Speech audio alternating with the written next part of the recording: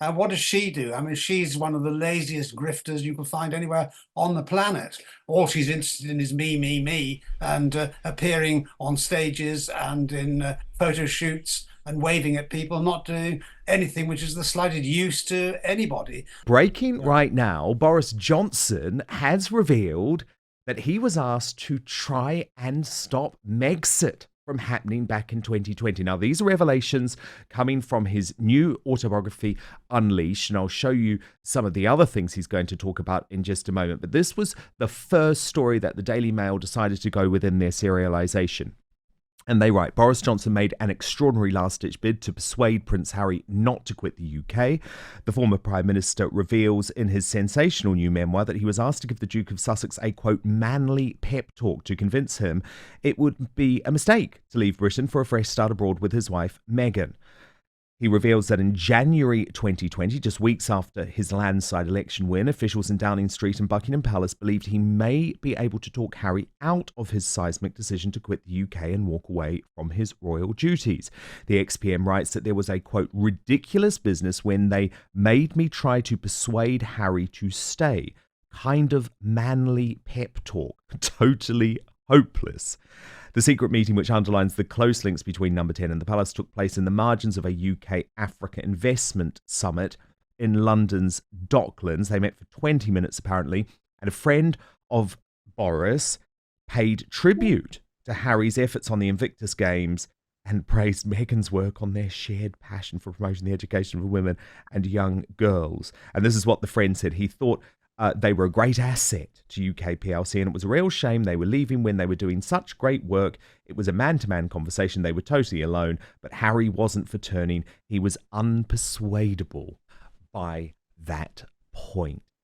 So I broke the story of Megxit back in January 2020. This was particularly interesting to me because it shows you that actually, despite what Prince Harry and Meghan claimed in their Netflix documentary and their Tissues of Lies interview with Oprah Winfrey, in fact, the Queen was doing everything possible, Neil, to try and keep Harry and Meghan within the fold, even getting Boris involved. Yeah. Well, I'm glad he failed. I mean, if we'd had a crowdfunding exercise to pay for their tickets to California, I would happily have contributed towards it. But I mean, it's all very sad, really, isn't it? The way that Harry has been transformed by Meghan into a shadow of his former self. He did a brilliant job in creating the Invictus Games and all that. What does she do? I mean, she's one of the laziest grifters you can find anywhere on the planet. All she's interested in is me, and appearing on stages and in photo shoots and waving at people, not doing anything which is the slightest use to anybody. So good riddance to them, I say. And I'm very glad that on this occasion, Boris failed in his objective. It is quite interesting, isn't it, when you think about Maria, because Boris Johnson, I think, in history will go down as the leader who was able to deliver Brexit. And actually, he, in a weird way, delivered Megxit too, which I think we should also celebrate. I think for me, Boris probably had very little effect. I don't know whether if I was deciding to emigrate or leave my entire family, I'm not sure some, strange man who apparently is some sort of celebrity or politician comes up to me and tells me to stay in the country and stay close to my family is going to make the slightest difference. What's interesting, I think, is it shows the desperation. So I'm interested to know why someone thought to ask them would make a difference. Well, yeah, because it shows the desperation, doesn't it, within the royal family, Neil, and just how far relations between Harry and his own relatives had sunk. The fact that they thought, oh my goodness, who can we ask? Who can we ask? Okay, we're going to have to ask Boris. Although there is some historical precedent, isn't there, Neil? Because, for example, John Major tried to be a little bit of a peacemaker during, the Diana and Charles years. Yeah, well, that didn't end well either, did it? No. But, so I think history is not exactly on the royal side on that one. I mean, of course, for a family, this is a very distressing turn of events.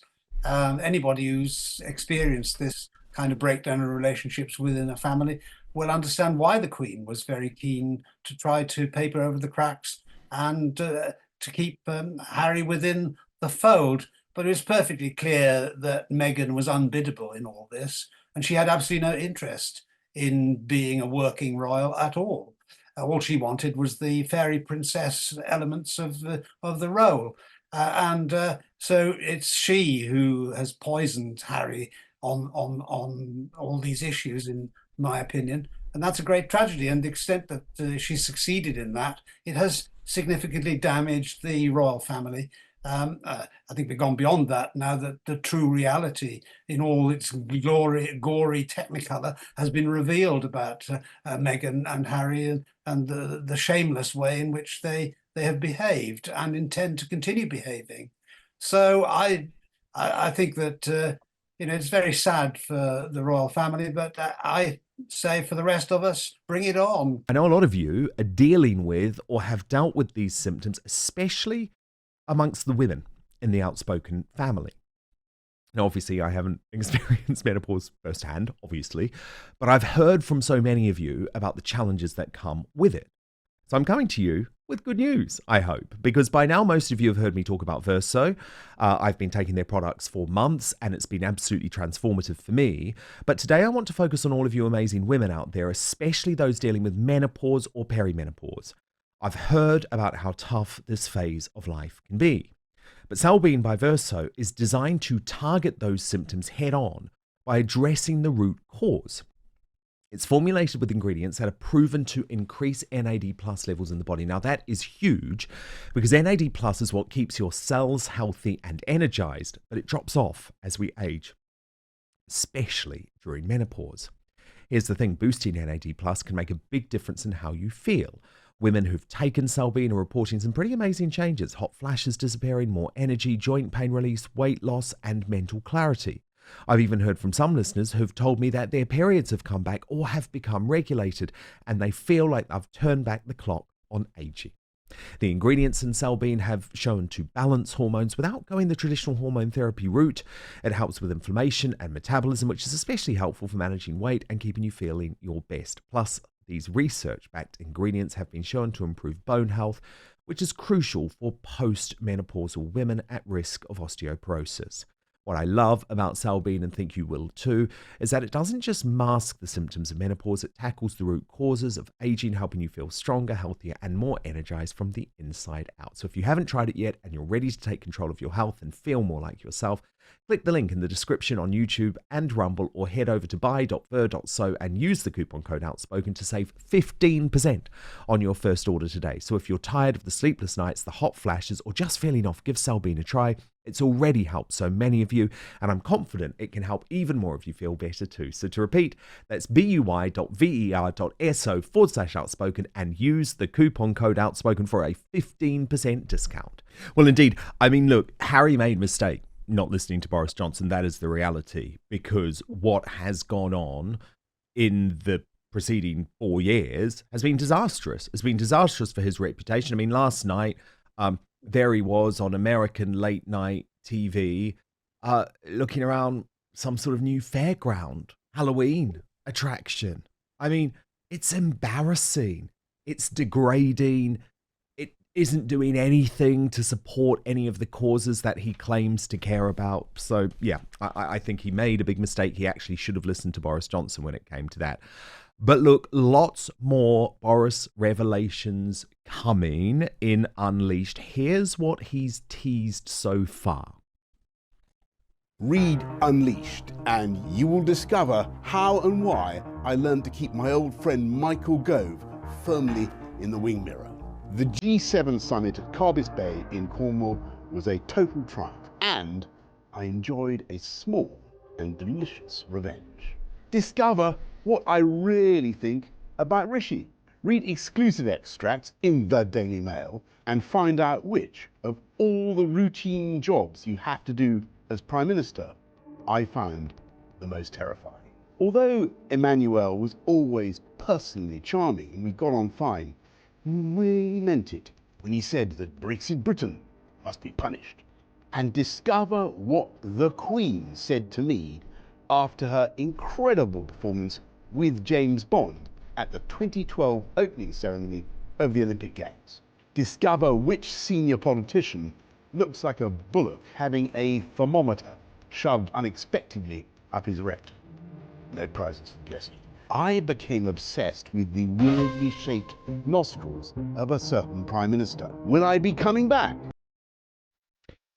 And the first revelations from Boris's memoir have just dropped. So, firstly, he's talking about that cake moment, the moment that cost him his job, really, when he apparently broke the rules by being at a birthday party. And he says, "I saw no cake.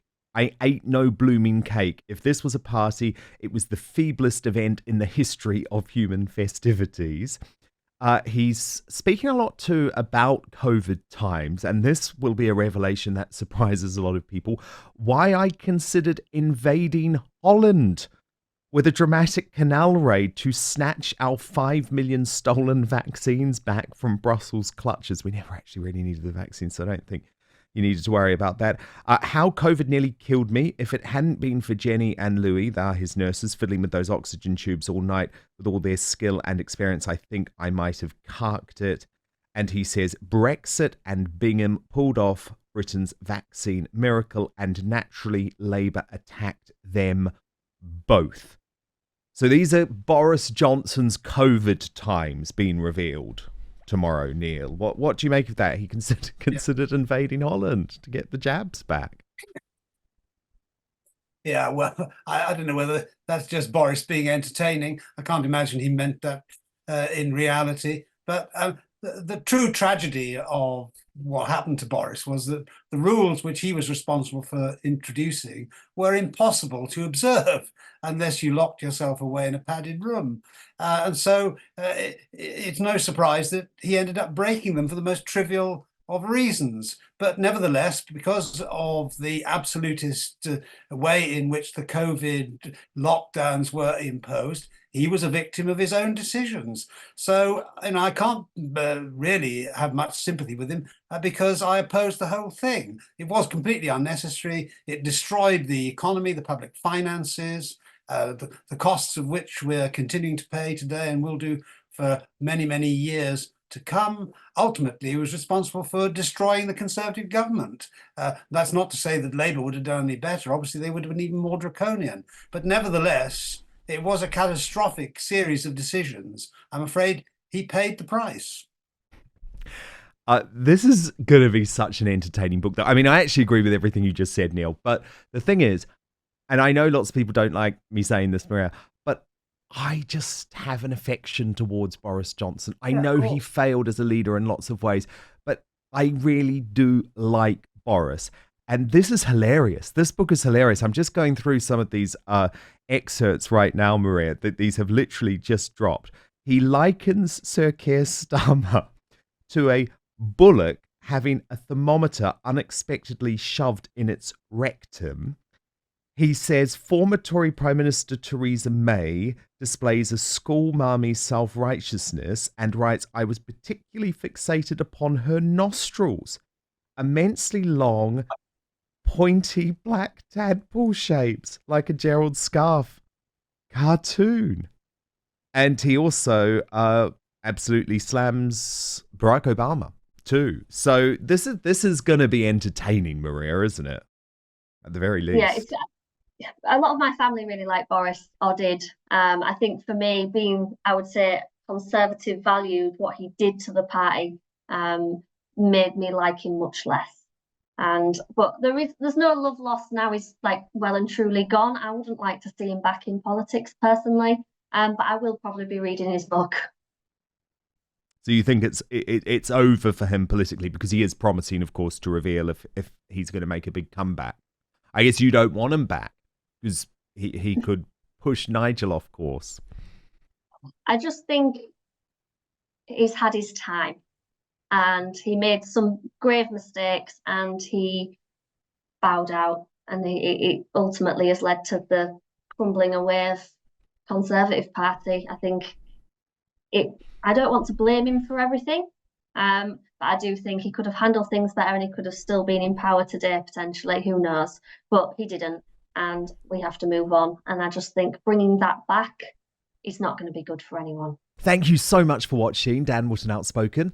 Please do subscribe if you want lots more clips and interviews like that. Plus, if you want to watch our totally uncensored after show, then visit www.outspoken.live.